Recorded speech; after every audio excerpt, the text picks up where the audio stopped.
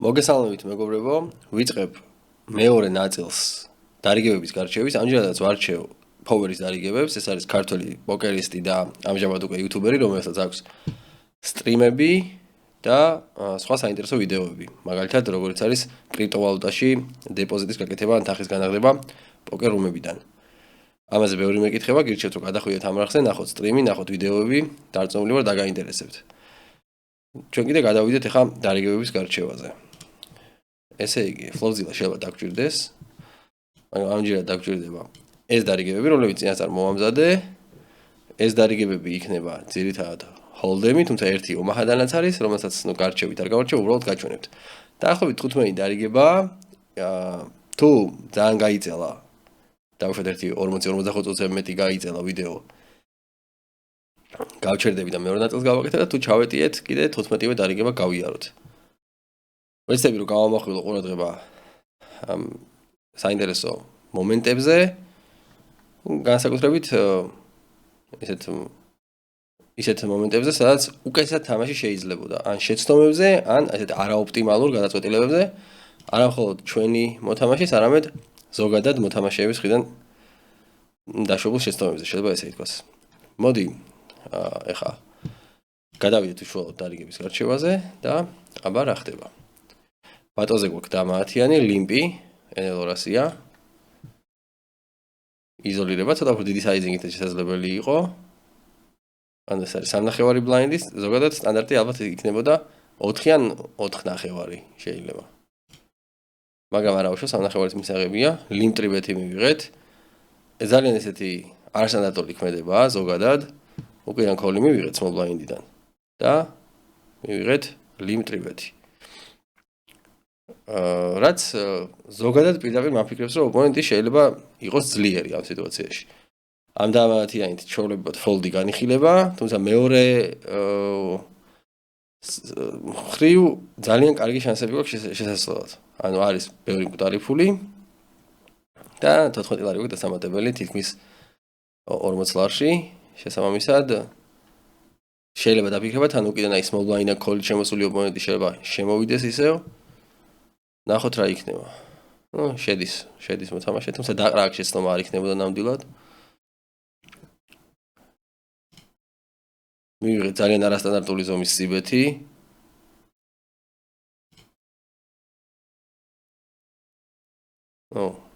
აქ ფოლდი თითქმის არ განიხილებოდა. ისევ არასტანდარტული. ხო. ისე ძალიან არასტანდარტული ზომის სიბეთი. აქ რეიზი აუცილებელი იყო ჩემი აზრით, უკვე როცა გავძლიერდით, 2 ფლეშ დროდებს. მაგრამ ეს რეიზი ცოტა უფრო დიდი ზომის აჯობებდა. იქიდან გამომდინარე, რომ აი ამ რეიზის ზომით ჩვენ მომლოდინე ხელებს ოპონენტთან აი ყვავებს მაგალითად, ხო? ფლეშის მომლოდინე ხელებს ან სტრიტ დროებს ან ფლეშ დროებს ვაძლევთ ძალიან კარგ შანსებს იმისათვის, რომ დაქოლოს. უფრო დიდი საიზინგი დაახლოებით პოტბეთი ჩვეულებრივად ან ფუშიც არ იქნებოდა შეცდომა ჩემი აზრით. ეს ოპონენტი რაღაც ხა ამ შემთხვევაში სისუსტეს გვანახებს, ანუ დაახლოებით რაღაცა გათრევა უნდა სავარაუდოდ რაღაცა მომლოდინე ხელის. ჩეკი მივიღეთ რივერსზე და ფუში აქ მე ვფიქრობ, რომ დაჩეკვაც შეიძლებოდა შოუდაუნის ნახვა, იმიტომ რომ შოუდაუნველი გვაქვს. თუმცა თუ სპეციფიკური ინფორმაცია იარსებებდა ოპონენტზე, რომ მაგალითად 9-იანიდან დაუშვათ ხელის 7-იანებით, 8-იანებით ოპონენტი გადამხდელია, შეიძლება დაფუშვა იქიდან გამომდინარე, რომ 2 ფლეშ რო აცდა და ესე დროს შეიძლება ხშირად არ დაგვიჯეროს ხოლმე ოპონენტმა. ანუ როცა ფლეშ დროები აცდა, ოპონენტს უფრო დიდი мотиваცია იქნება, რომ დაქოლოს. შესაბამისად, შეიძლება დაფუშვა, მაგრამ დაჩეკვაც არ იქნებოდა შეცდომა, ეს უკვე ოპონენტზე დამოკიდებული სიტუაციაა.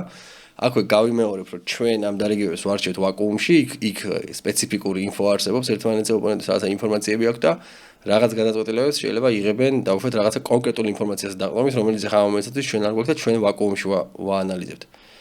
ვაკუუმში აქ რაც ახსენი ეგ იყო რა, შეიძლება დაჩეკვაც ან დაფუშვა სპეციფიკური ინფორმაციის ხარჯზე რა. და აქ მივიღეთ ქოლი ოპონენტისგან. და როგორც ვიცი, უარესი ხელისგან, კი ბატონო. ნამდვილად საინტერესო დარიგება იყო, ნამდვილად ესეთი რაღაცნაირი ტონკიველი უბეთი იყო, მოკლედ რივერი, მაგრამ აუცილებელია ეს კარგი წაკითხვა იყო აშკარად ოპონენტის. თუმცა წინა ქუჩებზე აი მაგალითად მე ამ რივერის დაფუშვას და აი ამ რთული ასე ვთქვათ გადაწყვეტილების მიღებას რივერზე მერჩიმა თერნი დამეფუშა ჩვეულებრივად როგორც ავხსენი წეღან რა. გავაგრძელოთ დარიგებები. ისევ ნელორასი 2.5 ბლაინდი open raise UTG-დან სტანდარტული სიტუაცია 7-იანები. ტრიბეთი მივიღეთ. კოლი, როდესაც ტრიბეთი მივიღეთ და კოლი აქ საკმაოდ ნორმალური შანსები იყო შესაძლებლად, თან დიპსტეკები არიან, ახლა თუ ამჩნევთ, თითქმის ყველა დიპსტეკები არიან ნელორასიას.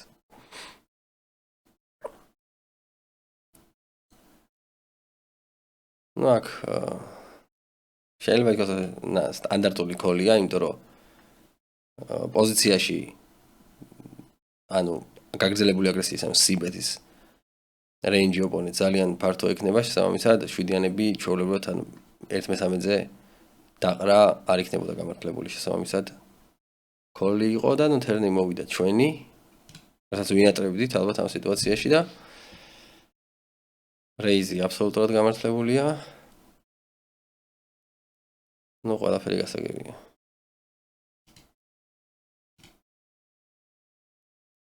აქ ვერ ნახულობთ ოპონენტის კარტს, ხო, როგორც ვიცი, ხო, იდეაში რაღაცა ოვერწყვილი უნდა ყოფილიყო. ჩვეულებრივი დარიგება, ანუ ამ დარიგებას დიდად დამატებით კომენტარები არ ჭირდება ჩემი აზრით. ყველა ქუჩაზე იყო უბრალოდ ახლა ოპონენტის მხრიდან თუ ოვერწყვილი ეჭირა, რივერი დასაყრელი იყო, ახლა მაგას აღარ ჭირდება თქვა, მაგრამ რივერამდე რავი, ჩვეულებრივად ითამაშეს და რივერზე უკვე ანუ ოვერწყვილი მანდ უნდა დაიყაროს. მაგრამ არ გვინახავს რა იყო ასე, რომ ძნელი თქმენი. კაი, მოიცა თავიდან რა მოხდა აქ? open raise 13 ბლაინდი, რაც არის 7-ია 6.5. 6.5 დიდი ბლაინდი open raise ოპონენტისგან, რომელიც იდეაში სტრიმებიდან მსმენია რომ რეგულარია. ძალიან არასტანდარტული ქმედება, საუბრობ ტურნირების რეგულარია, უბრალოდ ეს ადამიანი მე როგორც ვიცი. ძალიან არასტანდარტული ქმედება, შეიძლება აქაც რაღაცა სპეციფიკური ინფორმაციით აიხსნას მაგალითად რომ რაღაც big line-ზე არ ვიცი ვინ არის, მაგრამ დაუშვათ ძალიან ისეთი ხელსაყრელი მოთამაშე ზის, რომელთან ძალიან გახურებული დინამიკაა და დაუშვათ თავიდან ბანკის გაბერვა უნდა. რაღაცა მსგავსი იმით შეიძლება აიხსნას ეს, მაგრამ მთლიანობაში ძალიან არასტანდარტული ქმედებაა და აქედან cold call-ი აბა წავედით, ხა რა ხდება. თითქმის პოტბეთი კიდე პოტბეთი და კიდე პოტბეთი. ოპონენტს აქვს 2 წვილი. ხო, ეს ძალიან ესეთი უცნაური დარიგებაა. რა შეიძლება ითქვას არ ვიცი. მე მგონი რომ აქ რაღაცა ხდებოდა ამ ადამიანებს შორის, რაც გადილტულები იყვნენ ალბათ ან რაღაც, ეს ოპონენტი ალბათ გადილტული იყო, იმიტომ რომ რავი, ძალიან არასაჭირო დარიგება იყო ორივესთვის ეს მე მგონი. აქ რაღაცა დინამიკის ამბავია, შესაბამისად ამ დარიგების დაკომენტარებას დიდად აზრი არა აქვს რაღაც. აშკარად ძალიან გახურებულ დინამიკაში იყო და თამაშები ეს დარიგება. თუმცა ახლა რაღაც დაწყებული 6.5 ბლაინდი open raise-დან დამთავრებული 3 პოტბეთით, რა თქმა უნდა, ძალიან არასაჭირო ქმედებები იყო, ისე მაინც ყოველ შემთხვევაში დავაკომენტარო, მაინც ახან გვაქვს ეს დარიგება, მაინც ვიტყვი. მოიცა თავიდან min raise-ი, არასრული სტეკი, სავარაუდოდ ფიშია. big blind call-ით აბსოლუტურად სტანდარტული და ის მისაღები დაცვა. კი ბატონო, C-bet-ი უბრალოდ დაკოლოჯობია, აქ raise-ი დიდად არა გვაქვს. მეორე ბარაზე ძნელი იქნება დაყრა სავარაუდოდ. და აი მესამე ბარელი თუ მივიღეთ, აი push-ი თუ მივიღეთ, აქ როგორი რამეა, რომ უკვე ოპონენტზე ინფორმაციიდან გამომდინარე უნდა მივიღოთ გადაწყვეტილება. სტანდარტულ სიტუაციაში თუ ოპონენტზე ინფორმაცია აქ არ აქვს, ჯობია დაყარო. თუ იცი რომ ოპონენტი რაღაცა აგურებს ააცენდა და თავის მონოდინე ხელს აგრესიულად გაათამაშა და აგურებს ააცენდა, მე დაფუშავდა. უნდა დაქოლო.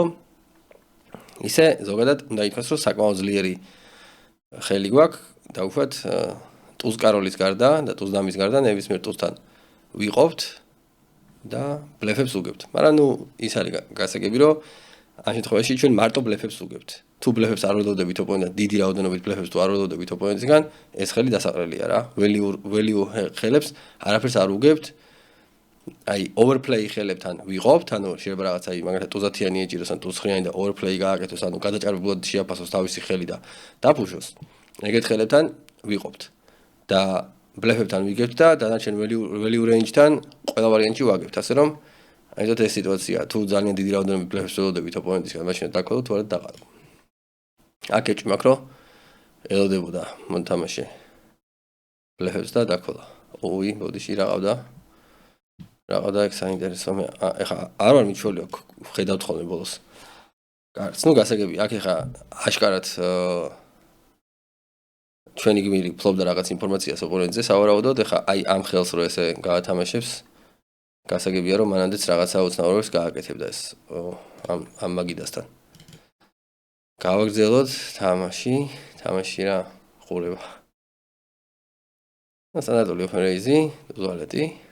ენელორასი აქ კაი დინამიკა აქვს აქ როგორც ვატყობ. ეს რეგულარია მე მგონი.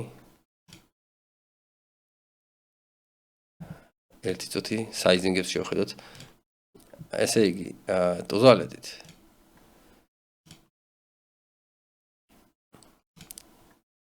ძალიან დიდი ზომის ფორბეთი. თითქმის 3.5 არა, მაგრამ 3-ზე მეტი X-ი ფორბეთი. არ ვიცი ეს რითი არის განპირობებული, მაგრამ თუ მაგალითად ოპონენტისგან ძალიან ისეთ ფართო რეინჯით ველოდებით ტრიბეთებს და ფორბეთზე სხვადასხვა ფერის უზვალეთი შეყავს ბლეფ ფორბეთზე, ხო? მაშინ არ არის საჭირო ამ ხელას აიზინგი ჩემი აზრით. ჩვეულებრივად შეიძლებოდა რაღაცა 34 ლარის და რეიზება. არა, უკაცრავად ეს არ არის ფორბეთი. თუ ფორბეთია კი, ენელორასია ხო, ფორბეთია. ანუ დაარეიზა, იმან დაატრიბეთა ეს აფორბეთ. ხო, 34 ლარი რაღაც დაახლოებით აი მაგ რეინჯში ალბათ უფრო მისაღები საიზინგი იქნებოდა, იმიტომ რომ ეს მაინც ახლა ბლეფი არის, ხო? უზვალეთით ახლა value-ზე დაფორბეთება, ну, კი, შეიძლება რაღაცა სპეციფიკური სიტუაცია იყოს, რაღაც გადიოპტული მოთამაშეები რაღაცა, მაგრამ მაინც რაღაცა უზვალეთზე კაი ხელის პოვნა შეიძლება value ფორბეთისთვის. შესაბამისად ბლეფზე ამ ხელა ფორბეთის გაკეთებას დიდი აზრი ჩემი აზრით არ აქვს, მე მგონია რომ ერთნაირად იმუშავებს დიდწილად და ნახოთ რა იქნება დანარჩენი. აქ კოლი მივიღეთ, აქ გასაგები აქვს ძალიან გახურებული დინამიკა, აშკარად ამ ხელა ზომის ფორბეთის დაკვალა. სიბეთზე მივიღეთ კოლი და ფუში. ხო, ეხლა უნდა ითქვას რომ სიბეთი აქ ეს ფუშია. ეს სიბეთი, ხო? სიბეთი 1/13 პოზიციიდან აშკარად ძალიან ისეთი სტანდარტული და მისაღები სიბეთია, მივიღეთ კოლი და ეხა ბლეფზე დაფუშვასაც შეეხება თერნზე, ხო? თერნზე მოდის კარტი, რომელიც არაფრით არ გვაძლიერებს რა. აი ამ სიტუაციაში თუ მაინც ბლეფზე ვფუშავ, ხო? მირჩენია რომ დავფუშო რაღაც ისეთ კარტზე, რაც გამაძლიერებს. მაგალითად, ეგ იქნება 5-იანი, 3-იანი, კაროლ ვალეტი, 10-იანი, ტუზი. ან მაგალითად ის თუ ერთი ჯვარი მაინც მეჭირებოდა ფლეშ კარდი, ანუ მეოთხე ჯვარი შემეძლო დამეფუშა რა. ეს კარტი არაფრით არ მაძლიერებს და თან კიდე დამა რო გააწვილა, ეგ ოპონენტს აძლევს უფრო დიდ მოტივაციას რომ დაქოლოს წვილები რა. მაგალითად ვალეტები, 10-იანები, 9-იანები თუ უჭირავს ოპონენტს, აი დაძაბულ დინამიკაში, ანუ დამა რო გააწვილა და ჩემგან ფუში მიიღო, ეგ უფრო დიდ მოტივაციას აძლევს რომ დაქოლოს, იმიტომ რომ მაგალითად ოპონენტს თუ უჭირავს 9-იანები დაუშვათ, დამის გაწყვილებამ შეიძლება აფიქრებინოს რომ მე აქ ტუზებს აღარ დავფუშავდი, კაროლებს აღარ დავფუშავდი და ან დამაც მომენტ რატომ და დამეფუშა, ხო? დამითაც შეიძლება ჩეკი ამეღო ჩვეულებრივად, ანუ შესაბამისად აქ ფუში რაღაც ძალიან ისეთ ქმედებას გავს, რომ ვფიქრობ, რომ აქ ჩვენ აი ოპონენტს დავაყრევინებ ტუზ კაროლს და ეგ არის რა. ტუსკაროლის გარდა მე მგონი ვერაფერს დავაყრევთ. ტუსკაროლი კიდე ისეთი რამეა ოპონენტთან, რომ ტუსკაროლების ძალიან დიდი ნაწილი პრეფლოპზე ოლინზე წავიდოდა. ანუ ფორბეტს არ დაკოლავდა რა. ანუ ერთი ფერის ტუსკაროლები მაგალითად და მარტო სხვადასხვა ფერის ტუსკაროლები რჩებოდა. რაღაც ნაწილი CBC დაეცემოდა ფლოპზე. და ანუ მე ვფიქრობ, რომ ცოტა ტუსკაროლია დარჩენილი, მაგრამ მაინც არის დარჩენილი და მაგას დავაყრევინოთ, მაგრამ ვფიქრობ, რომ აქ ისეთი კარტი იქნებოდა კარგი ოლინისთვის, რომელიც ჩვენ ოდნავ მაინც გაგვაძლიერებდა და fold equity-ის გარდა კიდე გვექნებოდა რაღაც equity, მაგალითად ოპონენტთან call მოხდებოდა, ან გაჩოტი მეჭირებოდა, ან flash draw მეჭირებოდა, ან რაღაც ეგეთი რა. რამე მაინც მეჭირებოდა. აქ მე მგონი დაყარა ოპონენტმა, კი ბატონო, დაყარა. ამჯერად გაიარა ამ ბლეფმა. მაგრამ მაინც ანუ საერთოდ როცა მეორე ბარელს ან მესამე ბარელს ან ბლეფ push როცა აკეთებ, სასურველია რომ ისეთ range-ებზე გავაკეთოთ ეგ, სადაც ჩვენ რაღაც equity გვაქვს. სრულიად equity-ის გარეშე მაგით კიდე თან რას ვაკეთებთ იცი? განა იმას აქვს დიდი მნიშვნელობა რომ გაჩოტი მაქვს და გაჩოტი რაღაცა 8%-ს მაძლევს, ანუ კი არა ძალიან მნიშვნელოვანი. მნიშვნელოვანი ის არის რომ მე ხო რაღაცნაირად კლასიფიკაცია და მოვახდინო რომ რაღაც ხელები დავფუჟო, რაღაცა ხელები არა და ანუ ასე ვთქვათ რაღაცნაირად ხომ დავაბალანსო ეს რეინჯები და მაგ რეინჯების დაბალანსებაში მეხმარება ეგ ძალიან კარგად რომ ვიცოდე რომ რაღაც სიტუაციებში ვავლინებ, რაღაც სიტუაციებში ჩეკფოლდს ვთამაშებ და შესაბამისად სადაც რომ მეტი equity მაქვს, იქ უფრო აგრესიულად ვთამაშებ, სადაც ნაკლები equity, ანუ და თან აი ამ დაბალანსების ასე ვთქვათ ბუღალტერიასაც მისწორებს რა ეგ ამბავი. ეგეც კაია. მაგით უფროა კაი, ვიდრე ნუ კიდე ის equity-ს რაღაცას გადავს ხა. ბევრჯერ ძალიან სასიამოვნო შემთხვევებიც არის, სადაც აი ბლეფ push-ი გააკეთე თენზე, ოპონენტმა დაგიჭირა ბლეფზე და ამ დროს აღმოჩნდა რომ გაჩოდი დაგეხურა და მაგას ძალიან კარგი შეგრძნება. ვალეტები, აი ძალიან არასტანდარტული open raise-ი. ეს არის 11 ბლაინდი, ხო? კარგი. და ჩვენ ნუ გასაგებია. ნუ 100% სწორი ქმედება. იგივე ოლინია პრინციპში, მაგრამ ნუ მაინც ოლინს გავაკეთებდი მე სიმართლე რო თქვა რა. იგივე ოლინია ხა დიდი განსხვავება აქვს აი ამ 88 არის ტრიბეტსა და ოლინს შორის არ არსებობს, მაგრამ როცა ესეთი ასე ვთქვათ გადილტოლი და მანიაკი ოპონენტი გვყავს, პირდაპირ დაოლინებაც არ იქნებოდა შეცდომა. კი, შეიძლება ცოტა უფრო დიდი fold equity ყოფილიყო პირდაპირ ოლინზე ვიდრე ამაზე. მაგრამ მაინც ვალეტები ისეთი ჰენდია რომ პირდაპირ ოლინი ჯობდა. რაღაც გაგებით პირდაპირ ოლინი უფრო სუსტ დიაპაზონს აჩვენებს ოპონენტს რა. და უფრო ვიდრე აი 88 ლარი რეიზი. თლიანობაში აი არსებითაც მაინც ერთ და იგივეა მაგის თქმა მინდა, მაგრამ მაგალითად პირდაპირ ოლინს მიცემდი ხმას მე. და ხო, გასაგებია.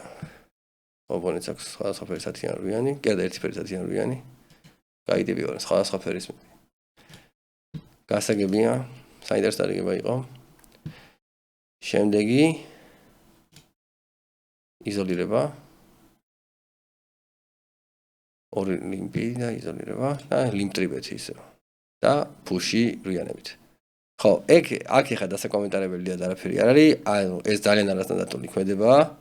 რიანებით შეიძლება იყოს რაღაც სპეციფიკური დინამიკა ამ ოპონენტთან, მაგრამ მაინც რიანები ვფიქრობ, რომ რიანები მაინც ძალიან ლუზური push-ია, აი მაგალითად ვიღაცა მანიაკთან რომ ძალიან ისეთი დინამიკაა, მე მაინც უფრო ცხრიანები პლუსი ვაოლინებ ხოლმე. აი პირადად ჩემი რეინჯი რო გითხრათ რა. და რაღაცა ტუზვალეტი, ერთი ფერის ტუზვალეტი და ტუზდამა პლუსი. და რიანები აი მაინც აი მოსაზღვრე ჰენდია. კი შეიძლება დაოლინება, მაგრამ რაც არ იქნება შეცდომა. დაახლოებით აი ეგეთი ჰენდია ჩემი აზრით რა. და რიანებიდან ქვემოთ კიდე უკვე დავყურდი რა, 7-იანებს, 6-იანებს იმას დავყურდი. რიანებსაც ალბათ უფრო ხშირად დავყურდი რა. ძალიან ხშირად უბრალოდ კონში იქნები რა რიანებით, აი რაღაცა ტუზდამასთან ან რაღაც ეგეთ. გასაგებია ეს კონფლიპი. ზოგადად ეგ ისეთი სიტუაცია, როცა ეგეთ ოპონენტთან გაქვს საქმე, რომელიც ძალიან ლუზურად თამაშობს. უფრო ხელსაყრელი სიტუაციების ნახვა რახან შეიძლება პლუსავი იყოს ეგ სიტუაცია, მაგრამ იმდენად პლუსავი არ იყოს, რომ აი დისპერსიის გაქნევა გიღირდეს რა. აი მანდ უკვე ცოტა სხვანაირი ბუღალტერიაა და ცოტა ინდივიდუალურიც არის რა.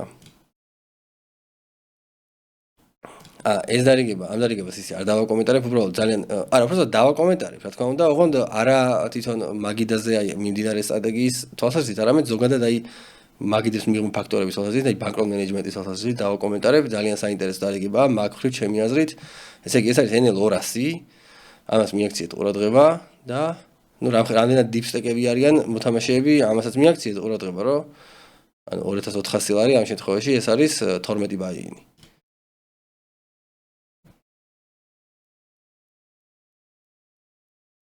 ნუ ეს ხა ტუზები. თან ეს 5 კარტა ომახა, ხო, ეს ახალ თამაშებს შემოდის მოდაში. ხა 6 კარტა ომახას თამაშობენ და კიდე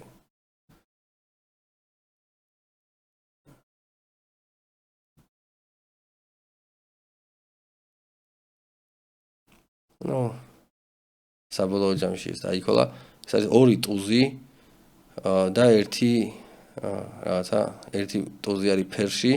მეტი არა, ნუ ძალიან ძლიერი ხელი ეს არ უნდა იყოს, მე მგონი ომაჰაში რა. 2 ტუზი ეს ჰოლდემშია მაგარი კარდი, თორე ომაჰაში. აი 2 ტუზი ვალეტათიანი მაგალითად 2 ფერში, ვიცი რომ კაი კარდია და უბრალოდ რაღაც ეგეთი 4 კარტა ომაჰაში, აქ რა ხდება საერთოდ არ ვიცი. ნუ საბოლოო ჯამში მივიღეთ ფუშები, ქოლები, ყველაფერი და პოტი აი რომელიც გამოვიდა არის თითქმის რავი. რამდენი ბაინი გამოვიდა ეს? 18 ხო, 18 ბაინი, 17-18 ბაინი. ანუ აი იმის გამიდა უბრალოდ რომ ამ თამაში არის ძალიან სასწაულებრივი დისპერსია რა. ვინები თამაშობთ ომაჰას და სტრატეგიას დიდად არ სწავლობთ ისე უბრალოდ რაღაცა თქვენ ცდილობთ გზა გაიგნოთ. რჩევას მოგცემთ რომ აუცილებლად სტრატეგია ისწავლეთ და აუცილებლად 150 პლუსი ბაინი, ანუ 150 ბაინი პლუსი ბანკროლი დაიცავით და კიდე 200 პლუსი უკიდე უკეთესი იქნებოდა. ეს არის ძალიან დისპერსიული თამაში, აი ძალიან დისპერსიული თამაში, თუმცა ძალიან მომგებიანი თამაშია. აი ყოველწლიური ტოპ ვინერები რო შეაჯამოთ, აი მაგალითად მიდსტეიკებზე ვინები არიან, ძირითადად ომაჰას მოთამაშე იგებს ხოლმე, ანუ ყველაზე დიდი შემოსავალი მაგას აქვს ხოლმე. ეხლა მან დისპერსიის კვალიც არის, რა თქმა უნდა. მაგრამ ზოგადად შემოსავლიანი თამაშიც რო არის, მაგიც არის და ერთი მეორეს არ გამორიცხავს რა.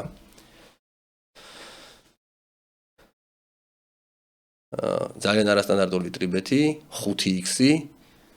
ვფიქრობ, რომ კაროდამე შეიძლება დაიყაროს პირდაპირ, არანაირი პრობლემა არ არის, თუმცა ზოგადად ქოლიც არ იქნება შეცდომა იდეაში, ხო, პაპადანიაზე, მაგრამ მაინც დაყრა ჯობია, იმიტომ რომ აი კაროდამაზე უკეთესი სიტუაცია შეიძლება მოიძებნოს ისეთ ოპონენტთან, რომელიც აი ესე 5x ატრიბეთებს რა რაღაც სიტუაციაში. თუ ზოგადად არ ატრიბეთებს ხოლმე და მაინდა-მაინც ამჟამად დაგატრიბეთა, მაგ შემთხვევაში ხო ყველა ვარიანტში ფოლდია, მაგრამ თუ ესე მანიაკურად თამაშობს ოპონენტი, ესეთ ოპონენტთან, რავი, ამხელა რეიზზე კაროდამა შეიძლება დაიყაროს, ჩემი აზრით, უპრობლემოა. ნუ ხა ამ სიტუაციაში, რა თქმა უნდა, უკვე რივერზე 2 წყვილი, აი ესეთ აგრესიულ ოპონენტთან ყველა ვარიანტში ქოლი იქნება სავარაუდოდ და სწორი ქოლიც სავარაუდოდ.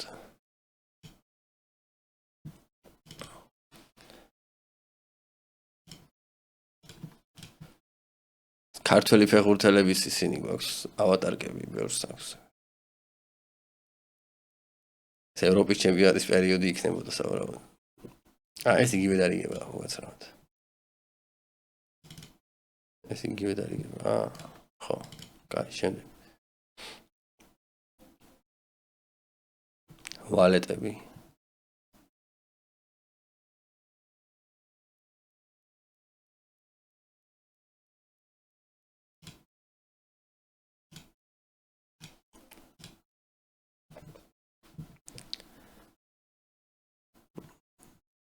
აქ ჯერჯერობით ყველაფერი სტანდარტულად მიდის. და აი ამ მომენტზე მინდა გავამახვილო ხა ყურადღება რა. ესე იგი, ეს არის სიტუაცია რივერის რირეიზი რა. თამის 4x. ეხლა ვალეტები გვაქვს და გასაგებია რომ ანუ თითქმის ნაცია რა, კაროლებთან ათიანებთან აგებს მარტო ეხლა ეს. ოპონენტი რა ჯამში არის რაღაც სადღაც 4 კომბინაცია. და ხო, გასაგებია. მაგრამ ანუ ზოგადად რივერის რირეიზები არის ხოლმე 95% შემთხვევებში value რა. თუ რაღაცა სპეციფიკური ინფორმაცია არ აქვს ოპონენტზე და ესე მოწმენელთაზე რივერს რირეიზს გიგეთებს, იცოდე რომ value რირეიზია რა. შესაბამისად ეხლა ისეთი რეინჯით უნდა გააგრძელო, ისეთი რეინჯით უნდა დაქოლო, ხა ამ შემთხვევაში დაქოლა არ განიხილება, ფუში აქვს, მაგრამ ისე ვიმეორებ, რომ აი დავშეთ აქ ტუს კაროლი რო გვეჭიროს აქ ამ სიტუაციაში, ან თუნდაც ტუს დამა რო გვეჭიროს, ხო, რაღაც ეგეთი ან ტუზათიანი მაგალითად. ან ძალიან თავისუფლად დაყრაზე შეიძლება დაფიქრება, ეგეთ სიტუაციაა და აი პროზა მინდა რომ გავამახვილო ყურადღება აი თვითონ სიტუაციაზე, რივერზე, მესამე ბარელს გადიხარ, ოპონენტიდან მიიღე რეიზი, მით უმეტეს ესეთი 4x-ი, იცოდე რომ მაგ სიტუაციებში 99% შემთხვევებში არის value raise და შესაბამისად ითამაშეთ. ანუ value range რაც უგებს ის range-ი ითამაშეთ. ეხლა ეს ვალეტები რა თქმა უნდა უგებს value range, ანუ ამ დარიგების პონჩი არ ვამბობ იმ პონჩი, რომ მაყურებელმა იცოდეს აი ესეთ სიტუაციაში რომ ზოგადად ან ძალიან ძლიერები არიან ხოლმე ჩვენი ოპონენტები რა. კი არიან ეხლა ვიღაცეები, ვინც ძალიან ლოზურად თამაშობენ რივერსეს და ყველა ქუჩაზეც, მაგრამ ეგ ოპონენტები როგორც წესი ანუ თავიანთ თავს გასცემენ ხოლმე და ანუ მაგაზე გვაქვს ხოლმე რაღაც ინფორმაცია და შემდეგ იმ ინფორმაციაზე დაყრდნობით თამაშობთ ხოლმე და ესე ვაკუუმში როცა თამაშობთ, აი ეს იყო მოკლედ რაც მე რაც უნდა მეთქვა რა. აქ ეხლა თქო და ფუშია და აი ამ ოპონენტის მხრიდან, ეხლა ეს ოპონენტი ვინც გოლავს, ხო? აქ რავი, აი ამ ოპონენტის მხრიდან მე რავი, ნაცის, მეორე ნაცის გარდა ალბათ ყველაფერს დავყრედი რა. ან მეორე ნაცი ამ შემთხვევაში კაროლები იქნებოდა რა. ნუ გასაგებია ეხლა, იქით ვალეტები ვერ ეჭირებოდა ამას. მაგრამ, ნუ დავუშვათ თქვათ, რომ კაროლები ვალეტები შეიძლება დაექოლა. დავუშვათ და ნუ 10-იანები გასაგებია ნაცია. აი რა ფლეშები, სტრიტები, ტრიპსები აქ ჩვეულებრივად ფოლში წავიდოდა რა. დაჟე აი full house-ი, აი full house-ი რომ ყავდეს ეხლა სიტყვაზე რა, კაროლათიანი რაღაც ვალეტათიანი ან თუნდაც კაროლები. ნუ კაროლები კაი არა, დანარჩენი full house-ები, ხო? დავქოლავდი, მაგრამ დავქოლავდი ენთუზიაზმის გარეშე რა. მეცოდინებოდა რომ რიგ შემთხვევებში უბრალოდ აქეთ ნახავდი მონსტრს რა.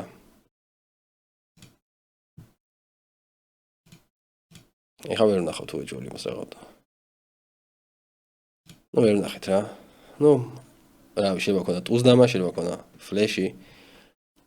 რაც აუცილებლად დასაყრელი იყო ჩემი აზრით. გავაგრძელოთ.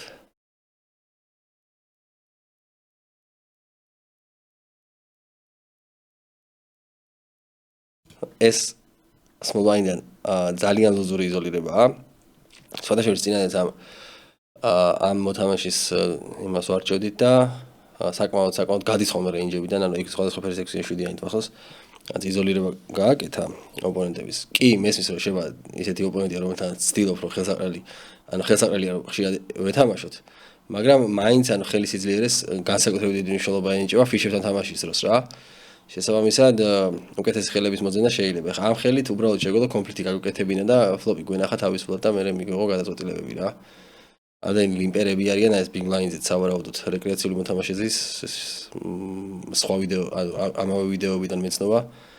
ხო და ჩვეულებრივად აქ ლიმპი იქნებოდა მოსული ჩვენი მხრიდან. იმის გათვალისწინებით რომ ჩვენ უპოზიციოდ ვართ. კიდე ბატონზე რო ვიყოთ დავუშვათ და პოზიციაში ეს გასაგებია, მაგრამ აქ small blind-ი ვართ, ვაფშე ყველაფერთან უპოზიციოდ. აბა გავაგრძელოთ. მივიღეთ ერთი ქოლი.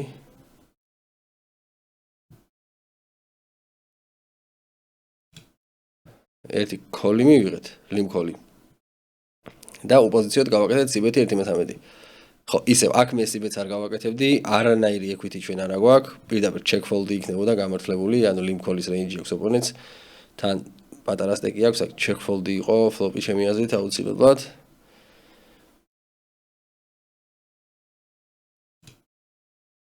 turn-ი check-check-ი და flash card-ზე push-ი, ხო? ხო, არ ვიცი, მე არ ვფიქრობ რომ საჭირო იყო ეს დარიგება საერთოდ. მე ანუ ამ დარიგებაზე სავარაუდოდ, ნუ აი ხო, რისგან მივიღეთ ქოლი, ამის ნახვაც საინტერესოა, ხო? ანუ პოინტი, ანუ ზოგადად ფიშების წინააღმდეგ ბლეფი არ არის კარგი იდეა ზოგადად რა. ეხლა ამ დარიგებაზე როგორ უნდა მოხდარიყო წესით, ხო? small blind-ზე ჩვენ ვაკეთებდით conflicts, check-ი. ფლოპი, რავი, check-check-ი, turn-ი ალბათ და მე დავყრით. თან რავი, თუ ოპონენტი გამოვიდა, დავყრით რა, იქნებოდა და ეგ.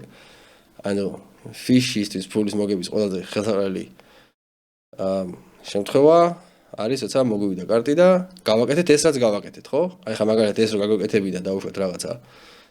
არა 10-იან 5-იანით, არამედ დავუშვათ 30-იანით ან 25-იანით და ტუზ ყვავით, რომელსაც ტუზ ყვავი ქონდა თან, ხო? ეს იქნებოდა ჩვეულებრივი კლასიკური სიტუაცია, როგორც ფიშებს ფულს უგებთ რა. ისე უცებ გავიბინე ეს დარიგებები. იყო კიდე დარიგებები, ჰედზაფები ძალიან ბევრი, ჰედზაფები შეგნებულად არ დავაკომენტარე ჰედზაფები, იმიტომ რომ მე ჰედზაფებს არ ვთამაშობ საერთოდ და ანუ სტრატეგიაც არ მაქვს ნასწავლი შესაბამისად ჰედზაფების და არ იქნებოდა ჩემი მხრიდან გამართლებული ჰედზაფების დაკომენტარება რამენაირად და იგივე უნდა ითქვას ომაჰაზე. 4-იანები რეიზი ტრიბეთი კოლი, სტანდარტული კოლია, დიფები არიან. 4-იანი დავიჭირეთ, მშვენიერი. 4-იანი დავიჭირეთ, მივიღეთ თითქმის პოტბეთი. პოზიციაში აქ დაკოლოთ შეიძლება და რეიზით შეიძლება ჩემი აზრით რა. იმის გათვალისწინებით, რომ დიფები ვართ. რავი. კოლი ნამდვილად არ არის შეცდომა, მაგრამ რეიზით შეიძლებოდა რა. ალბათ კოლი ჯობდა მაინც. ну აქ მივიღეთ უკვე სტანდარტული ფუში, კოლი. გასაგებია დარიგება ყველაფერი. დოზექსი. აი ეს ინფო თუ ქონდა მოთამაშეს რომ ოპონენტი ძალიან აგრესიული იყო და ტუზექსიანს ეგრე ითამაშებდა, მაშინ აუცილებლად კოლი იყო საჭირო. ფლოპზე და რეიზი არავითარ შემთხვევაში არ უნდა გაიკეთებინა. თუ ესეთი სტანდარტული ოპონენტი იყო და ვაკუუმში ეთამაშებოდა, რეიზი შეიძლებოდა ამ შემთხვევაში. აი ოვერწყვილი ოვერწყვილთან რო კულერი წამოგვიყო რა. მაგრამ თუ ბლეფს ველოდებოდით ოპონენტთან, აუცილებლად ოპონენტისგან აუცილებლად იყო საჭირო კოლი. ეხა აქ ისევ არასტანდარტული თუ რა ერთამი რაღაცა უცნაური ლიმიტია, ხო 2.5 ხო 250, NL 250 ესეთი ლიმიტები ლიდერბეტზე. არის რატომღაც მაგრამ მაინც არაფერი 4x ტრიბეთია ჩვეულებრივი სტანდარტული 4x ტრიბეთია 10 დიდი ბლაინდია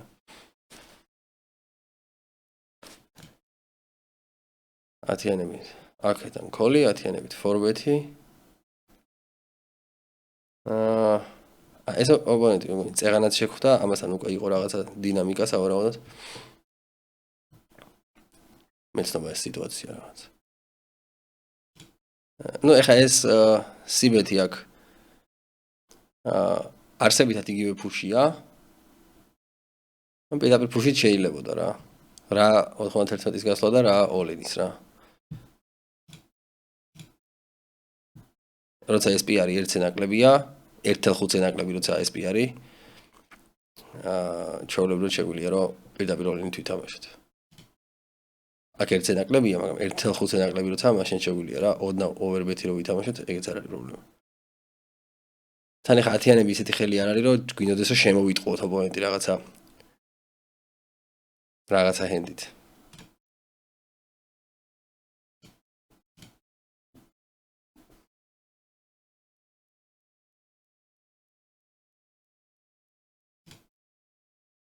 ორხრივი სასტრიტე ქონდა ფლეშ დროციდო ფლოპზე შესაბამისად ანუ all-in-ით უფრო ანუ მათემატიკურად ანუ უფრო ცუდ პოტენციალს მივცემდით ანუ უფრო წავგებიან სიტუაციაში ჩავაყენებთ ვიდრე სიბეთით მაგრამ ნუ იდეაში სიბეთიც არ ქონდა კარგი შანსები მაგრამ საერთოდ ფორბეთის 6-იან 5-იანი დაქოლვა არისო კარგი იდეა მაგის მხრიდან მაგრამ ეგ უკვე ინფორმაციაზე ანუ ამას ალბათ ჩვენი გმირი ინფორმაციაზე დაყრდნობით აკეთებდა ანუ ექნებოდა რა სპეციფიკური ინფორმაცია რომელთაც იცოდა რა ოპონენტი რასაც აკეთებდა და მაგიტომაც ანუ 2-ათიანი დააფორბეთა იმ ხელას აიზინგით ეხა ტყილა ეგ არ მოხდებოდა და ფლოპი პირდაპირ დაფუშვა შეიძლებოდა სავარაუდოდ იგივე მოხდებოდა რაც მოხდა მაგ დარიგებაზე მაგრამ შესაკეთა გადანაცვლებით ჯამი არ იცვლება ასე რომ ნახოთ აბა ბოლო დარიგება ამ სესიისთვის ტრიბეთით 7-იანები ძალიან კარგად თამაშობს ეს რეგულარია რამდენადაც ვიცი აი იქიდან შემოვიდა კოლი საერთოდ როცა ესეთი შორტსტეკების ხედან მაგიდაზე ნუ ეხა ძალიან შორტსტეკი არ არის მაგრამ როცა ასე ვთქვათ შორტსტეკები და ფიშები ზოგადად ხედან მაგიდებზე ეს შეიძლება არც არის ფიში ისევ ამბობ რა ზოგადად ცოტა ხელფეხს გვიკრავენ და რაღაცა ტრიბეთები თამაში და რაღაცა ცოტა უფრო ნაკლებად მოსახერხებელი ხდება ხოლმე ეს ერთ-ერთი მაგალითია რომ ანუ cold call-ი მივიღეთ აი მოკლე სტეკისგან რა შესაბამისად ეგ უნდა გავითვალისწინოთ უკან ვინების ხედან როგორანაირად და მაგის მიხედვით უნდა გავაკეთოთ რეინჯები რა უკან თუ ძალიან ხელსაყრელი ოპონენტების ხედან მაგალითად შეგვიძლია რომ cold call-ით შევიყვანოთ წყვილები თუ არა, მაშინ ტრიბეთით უფრო კარგად თამაშობს. ანუ ზოგადად ტრიბეთით უფრო კარგად თამაშობს, მით უმეტეს პოზიციიდან, მაგრამ სპეციფიკურ სიტუაციაში შეიძლება ქოლით შეყვანოს.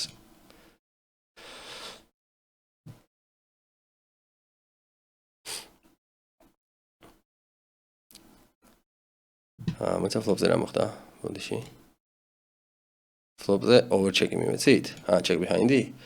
არა მგონია. მიუხედავად იმისა, რომ ძალიან არაფრის მომცემი ფლოპია, ხო? ანუ ოპონენტებისთვის.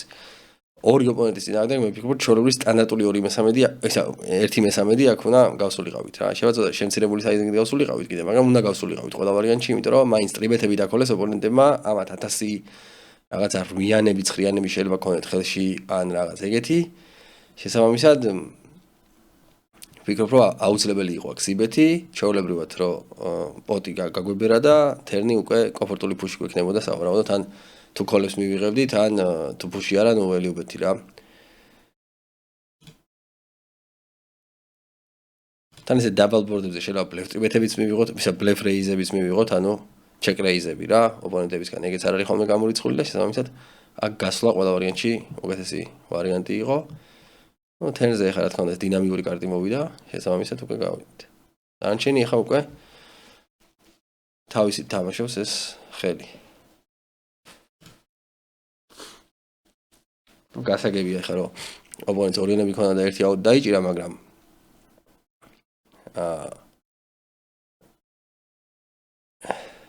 ეს უკვე დიდად მნიშვნელოვანი აღარ არის რა. ამ დარიგებაში რაც შემეძლო მე თქვა, ეგ იყო რომ ფლოპზე სიბეთი 1/3 ზოგადად პოზიციაში ძალიან ლიბერალურად უნდა გავაკეთოთ სიბეთები, უპოზიციოთ უფრო თავშეკავებულად, ეგ მაგაზე ბევრჯერ მილაპარაკია და მით უმეტესოცა ორი ოპონენტი ყავს, მით უმეტესოცა ესეთი მონსტრი გვეცემა ფლოპზე, მიუხედავად შრალი ბორდისა, შეგვიძლია ვიმოქმედოთ 1/3-ით, ჩვეულებრივი მოვლენა არის. მე მგონი ამით ამოვწურე დარიგებები, კი ბატონო, ეს დარიგებები რაც მქონდა, კარგით, აქ დაგემშვიდობებით. რავი, ეგ იყო რაც მინდოდა მეთქვა. ეს მოთამაშე, ვისი დარიგებებით გავარჩიეთ ორ ვიდეოში, არის ასევე იუთუბერიც, კიდევ ერთხელ გავიმეორებ, აქვს YouTube არხი, აი ესეთი. აღწერაში დავტოვებ ლინკს. გადადით უყურეთ, არის სტრიმები, არის ჰაილაითები. მაგალითად, აი ესეთი ვიდეო დაიდო, სადაც როგორ უნდა გამოვიტანოთ თანხა GG Poker-დან, მანამდე იყო ვიდეო როგორ უნდა შევიტანოთ GG Poker-ზე თანხა, აგერ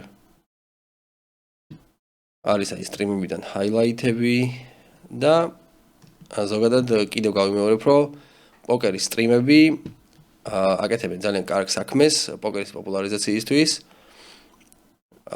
ვინაიდან პოკერის პოპულარიზაცია პირველ რიგში პოკერის მოთამაშეების ინტერესია.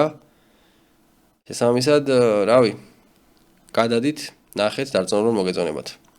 აქ დაგემშვიდობებით და წარმატებებს გისურვებთ მაგიდებთან.